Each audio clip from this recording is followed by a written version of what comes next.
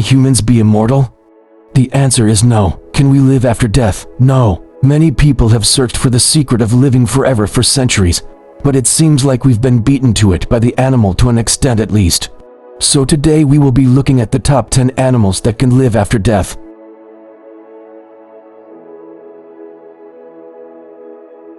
Cockroaches are famous for their tenacity and are often believed as the most likely creature that will survive a nuclear war. They can live without their heads. In fact, they can go on living for 2 weeks without their heads. But how these bugs can survive decapitation? First of all, the cockroaches don't bleed a lot like a human when we cut off their heads. They have an open circulatory system, which translates to little to no blood pressure, so if their head pops off, the wound discloses naturally due to clotting. Secondly, cockroaches don't need their heads to breathe, as they do this process through little holes located on their bodies called spiracles. Although a headless cockroach will die of starvation eventually, it's gonna take them weeks for them to do so.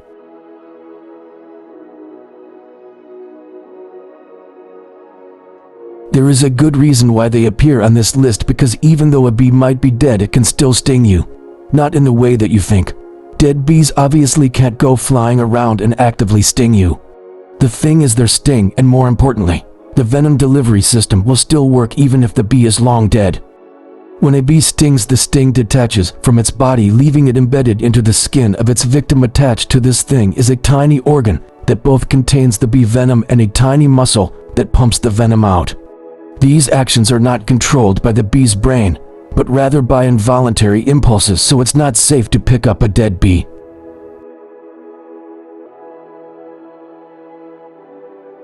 Chickens can run around with their heads cut off.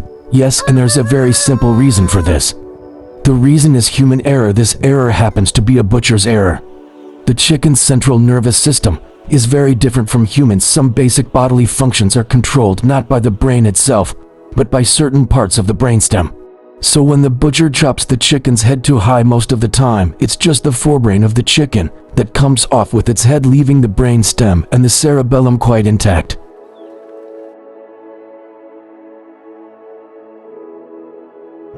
An octopus, after being chopped up, continues to move. The reason octopus's arms maintain mobility even after being chopped off is quite fascinating. It's because their central nervous system is quite unique. Most of an octopus's nerve cells, 2 out of 3 of them, can be found in its tentacles. And these arms can continue reacting to stimuli even if they are no longer connected to the main brain. In fact, they remain responsive even after the octopus has been long dead. These movements can happen up for a week after the octopus's death also.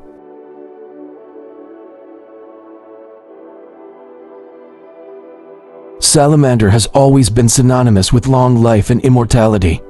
Salamanders have the uncanny ability to regenerate any part of their body that has been chopped off.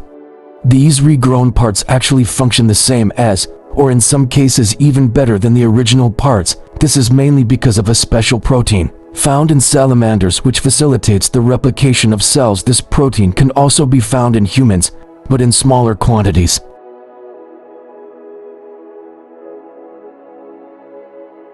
It has been discovered that frogs continue to move around even when their brain is dead. If you leave the frog's head intact, but take out its brain, a headed but brainless frog actually behaves very similarly to a frog, with its green matter perfectly intact. If you pinch its feet, it will hop away. Put it in water, it will swim to the side and climb out, and the most amazing of all, it'll even croak intently if you stroke its back. The factor that results in frogs' zombie-like tendencies is the power of the reflex reaction, which fires the necessary electrical impulses that cause a muscle to expand or contract.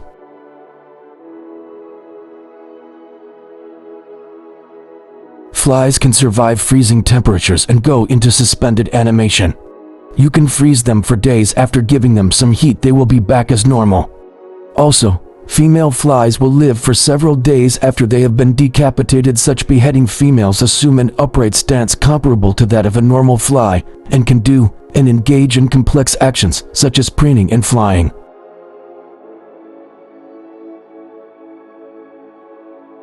The hearts of fish, reptiles, birds, and mammals alike have their own pacemaker cells that take over when the signals from the brainstem are not coming through. For some reason, It ensures that the heart still functions for a while even when the brain does not.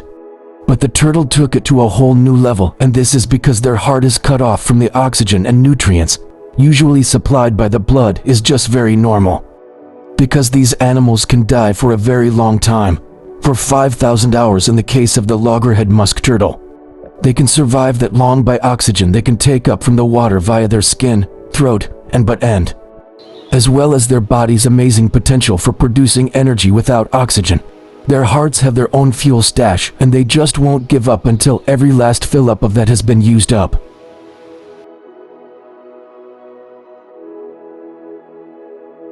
Snakes can still kill you, with their head chopped off. The snake's head has its fangs, and deadly poison sacs still have the ability to bite you and deliver deadly venom even if it's no longer attached to the rest of its body. The snake has heat-sensitive pits at either side of its face which it uses to detect threats. Now these heat-sensitive pits are capable of detecting a threatening presence for hours after death. This means the snake's head will continue to defend itself and can bite you if you get close to it or try to pick up thinking it is dead.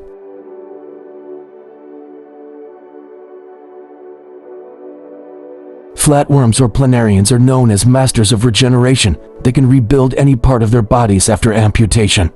If one is cut in half, the head portion grows a tail and the tail portion grows a head. Cut it into 20 pieces and 20 new worms, each an exact copy of the first, are created.